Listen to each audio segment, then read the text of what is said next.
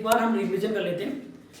उत्तराखंड की नदियों के बारे में हम लोग पढ़ लेते हैं और बेसिक एक टेबल हम लोगों ने बनाई है और यहाँ से आपके एग्जाम में क्वेश्चन बन जाएंगे। वैसे जब हम लोग इंडियन ज्योग्राफी पढ़ते हैं तो इंडियन ज्योग्राफी में हम यमुना नदी और गंगा नदी को पढ़ते हैं जब हम गंगा रिवर सिस्टम पढ़ते हैं। तो सबसे पहले अगर हम गंगा नदी की बात करें तो गंगा नदी बेसिक जो नाम है उसका जो मूल रूप से है वो है देवप्रयाग से, जब अलकनंदा और भगीरथी दोनों एक साथ मिल जाती हैं देवप्रयाग में। लेकिन इसकी मूल शाखा जो मानी जाती है वो भगीरथी नदी को माना जाता है और भगीरथी नदी जो निकलती है वो निकलती है आपके गोमुख से, निकलती है गंगोत्री से। ठीक है, वहाँ से जब ये निकलती है टिहरी डैम इसी पे पड़ता है, बिलांगना नदी बनाती है टिहरी डैम और ये दोनों मिलकर। इसके बाद गंगा नदी जो है बहुत बड़ा रिवर सिस्टम बनाती है। उत्तराखंड की सारी ज़्यादातर नदियाँ गंगा नदी में ही समाहित हैं, जिसमें अगर टोंस की बात करें, अगर काली गंगा की बात करें, रामगंगा की बात करें तो कहीं ना कहीं ये यूपी में आके या उत्तराखंड में ही पहले मिल जाती हैं, जिसमें पिंडर, अलकनंदा है, नंदाकिनी है, ये बहुत सारी नदियाँ आप लोगों को देखने को मिलती हैं।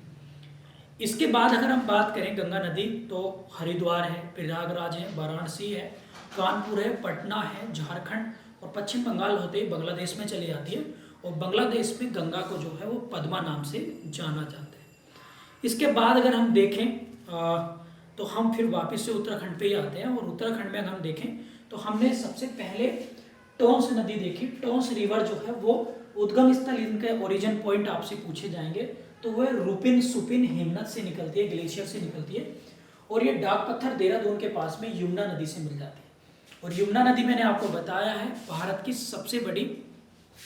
सबसे बड़ी सहायक नदी है और ये बंदरपूंछ यानी गंगोत्री यमुनोत्री ग्लेशियर से निकलती है और ये दिल्ली, मथुरा, वृंदावन होती हुई और प्रयागराज में मिल जाती है गंगा से।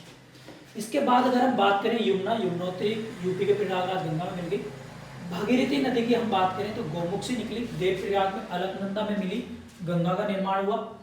बेलांगना ये है खतलिंग हिमनद से निकली, टिहरी डैम के आसपास ये भगीरथी नदी में मिलती है और 261 मीटर जिसकी हाइट है टिहरी डैम की। ठीक है, फिर है अलकनंदा रिवर। तो अलकनंदा जो है ये एग्जाम में बहुत बार पूछी गई है। सतोपंथ हिमनद जो है वो है और ये देवप्रयाग में आके किससे मिल जाती है, भगीरथी नदी से, और दोनों ही उद्गम स्थल बनाते हैं। किसका निर्माण करते हैं, गंगा का।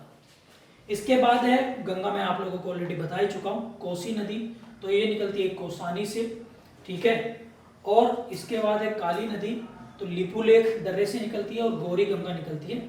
मिलम, यहाँ नीचे लिख रहा है गौरी गंगा, तो गौरी गंगा है मिलम से निकलती है। तो ये कुछ एक्सपेक्टेड आपकी नदियां हैं जो आपके एग्जाम में आने की जिनकी संभावना है। ठीक है, ये आप लोग याद रखेंगे, एग्जाम में यहाँ से ज़्यादा क्वेश्चन आपको देखने को मिलेंगे। यदि किसी का कोई क्वेश्चन है, कोई क्वेरी है तो आप लोग मुझे